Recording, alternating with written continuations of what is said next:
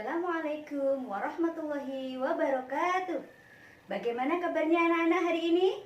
Semoga kita tetap dalam keadaan sehat ya.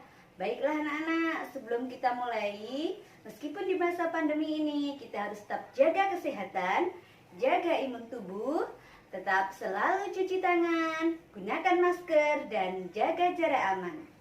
Baiklah anak-anak, sebelum kita mulai pelajaran hari ini, marilah kita menyanyikan lagu Satu Nusa Satu Bangsa. Silakan anak-anak ikuti nyanyian berikut ini. Satu nusa, satu bangsa, satu bahasa kita. Tanah air pasti jaya untuk selama-lamanya. Indonesia pusaka, Indonesia tercinta, nusa bangsa dan bahasa kita bela bersama. Terima kasih anak-anak. Untuk pembelajaran kita hari ini, sebelum kita lanjut ke materi 4, tema 4 tentang globalisasi, kita harus tahu dulu apa tujuan dan indikator yang kita harapkan untuk pembelajaran pagi ini. Untuk tujuan pembelajaran yang kita harapkan diantaranya adalah sebagai berikut. Untuk indikatornya kita ada 2, yaitu ada mata pelajaran Bahasa Indonesia dan ada mata pelajaran IPA. Pengertian dari teks eksplanasi. Teks eksplanasi merupakan teks yang menjelaskan sebab akibat suatu fenomena, baik itu peristiwa alam, ilmu pengetahuan, sosial, budaya, dan lainnya. Teks eksplanasi bisa berisi fakta yang dapat menjawab pertanyaan tentang bagaimana dan mengapa suatu fenomena terjadi. Nah, ciri-ciri teks eksplanasi adalah sebagai berikut.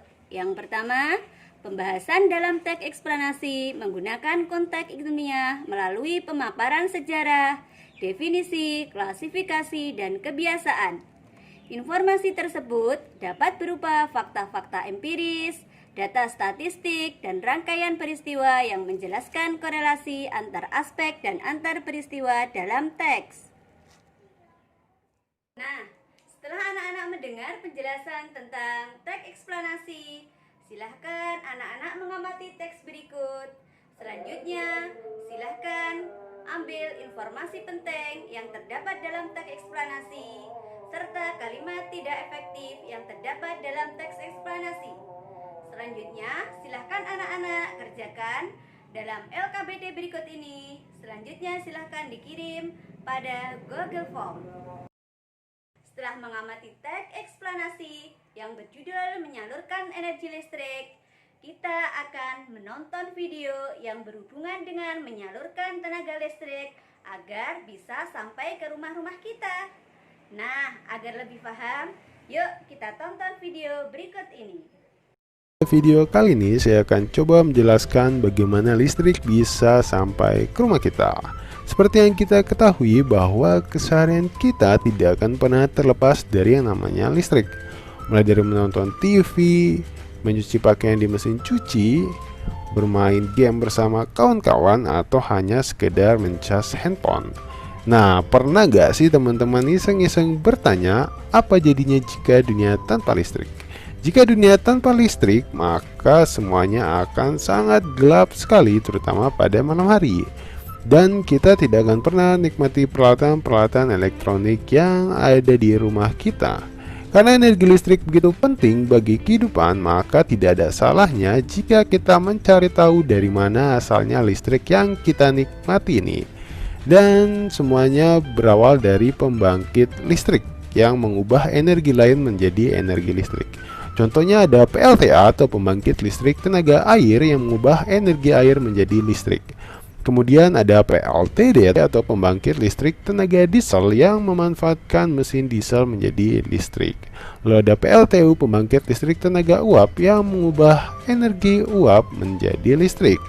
Nah, dari pembangkit listrik ini dihasilkan tegangan 6-24 kV yang nantinya akan disalurkan ke gardu tegangan ekstra tinggi atau gardu TET. Di gardu ini terdapat trafo step up yang berfungsi untuk menaikkan tegangan menjadi 500 kV atau tegangan ekstra tinggi ya.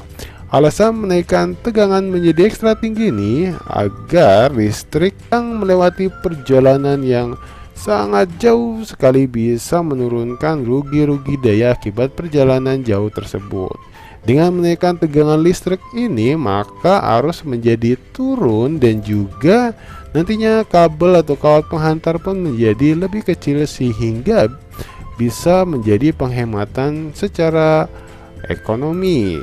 Selain itu, tegangan 500 kV ini akan masuk ke gardu tegangan tinggi yang di sana juga terdapat trafo step down.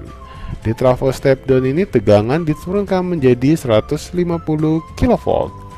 Alasan penurunan tegangan dikarenakan memang jarak sudah tidak terlalu jauh dan sudah banyak rumah-rumah penduduk sehingga memang tegangan perlu diturunkan agar menjadi lebih aman. Kemudian tegangan 150 kV ini masuk ke gardu induk untuk diturunkan lagi oleh trafo step down menjadi tegangan 20 kV atau tegangan TM. Nah, tegangan 20 kV ini nantinya akan disalurkan ke pelanggan TM atau pelanggan tegangan menengah seperti pabrik-pabrik industri.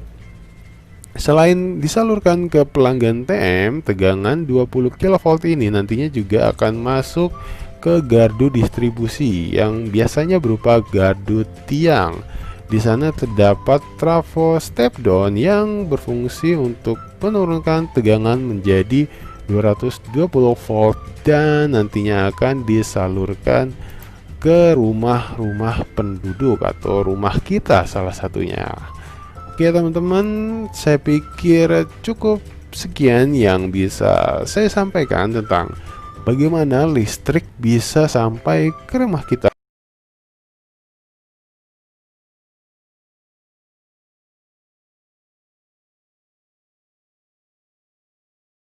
Bagaimana anak-anak? Setelah menonton video tentang penyaluran listrik ke rumah-rumah kita, menjadi semakin paham kan? Nah, selanjutnya silahkan anak-anak membuat peta pikiran dari tontonan video tersebut. Selanjutnya silahkan diunggah di Google Classroom. Baiklah anak-anak hebat, masih semangat untuk belajar kan? Nah, untuk hari ini setelah kita mempelajari tentang eksplanasi yang berhubungan dengan kejadian yang menyebabkan sebab atau akibat tentang kejadian atau fenomena, selanjutnya tentang proses menyalurkan energi listrik, yang mana pertama-tama energi listrik dihasilkan oleh PLTA. Selanjutnya, setelah PLTA siap disalurkan, maka energi listrik disalurkan terlebih dahulu melalui kabel-kabel besar yang biasa disebut sutet. Selanjutnya yang ketiga, energi listrik kemudian akan masuk ke dalam transformator untuk menaikkan atau menurunkan tegangan. Selanjutnya, energi listrik disalurkan ke pabrik-pabrik. Karena kenapa? Pabrik-pabrik biasanya membutuhkan energi yang cukup besar untuk keperluan produksi. Nah, untuk yang kelima, energi listrik kemudian masuk kembali ke dalam transformator. Transformator ini berfungsi untuk menurunkan tegangan. Yang terakhir, energi listrik dari transformator penurun tegangan diterima oleh gedung perkantoran dan rumah-rumah penduduk. Nah, begitulah anak-anak proses penyaluran listrik agar sampai ke rumah-rumah kita. Baiklah anak-anak, untuk pembelajaran hari ini sebelum kita tutup, jangan lupa tetap jaga kesehatan, jaga imun tubuh, tetap pakai masker, jaga jarak aman, dan selalu cuci tangan. Nah, sekian. pembelajaran hari ini. Jangan lupa untuk pembelajaran besok. Selanjutnya silahkan dibuka untuk pembelajaran 2. Baiklah anak-anak, kita tutup hari ini dengan berdoa. Silahkan yang memimpin doa. Terima kasih. Wassalamualaikum warahmatullahi wabarakatuh.